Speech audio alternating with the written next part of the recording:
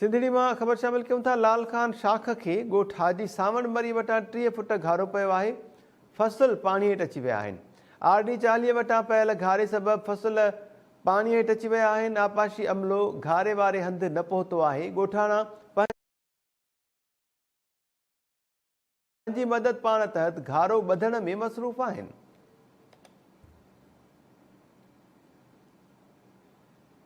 सिंधड़ी जी लाल खान शाख के गोठ हाजी सावण मरी वटां 3 फुट घारो पियो आहे। फसल पानी हेठि अची विया आहिनि। आरडी 40 वटां पयल घारे सबबि फसल पानी हेठि अची विया आहिनि। आपाशी अमलो घारे वारे हंधि न पहुतो आहे। ॻोठाणा पंहिंजी मदद पाण तहत घारो ॿधण में मसरूफ़ आहिनि।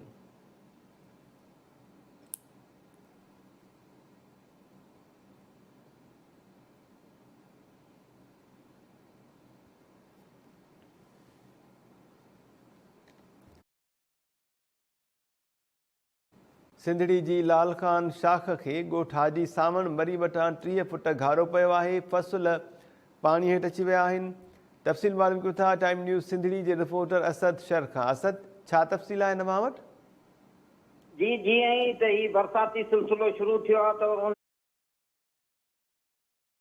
खां पोइ आपाशी अमलो जेको हमेशह शाखुनि खे बंदि रखंदो त उहे समूरियूं शाखूं हींअर खोले छॾियूं आहिनि। उन खां पोइ जेको आहे सो खिपरो कैनाल मां निकिरंदड़ लाल खान शाख खे जेको आहे सो पाणी अवरताप थियण करे जेको आहे सो आब कल्याणी जे हिन मौसमी ॻोठ हाजी सावण मरी वटां 30 फुट घारो पइजी वियो आहे। जंहिं सबबि जेको आहे सो ज़मीनूं हारनि जा घर ऐं ज़रई जेको आहे पानी हेठि अची विया आहिनि। आपाशी अमलो न आहे पहुतो। ॻोठाणा पंहिंजी मदद पाण तहत उनखे बंदि करण जी कोशिश में आहिनि। जेका इहो ॿुधाईंदो हलां त हीअ शाख जेका पकी कई वई हुई, हिन जूं जेके लाइनिंग जा जेके ब्लाक आहे उहे तक़रीबन 30 फुट ताईं लुड़ी ऐं उखड़ी विया आहिनि।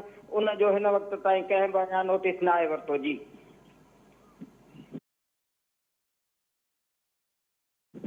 असद शर, महिरबानी तफ़सील ॿुधाइण जे लाइ।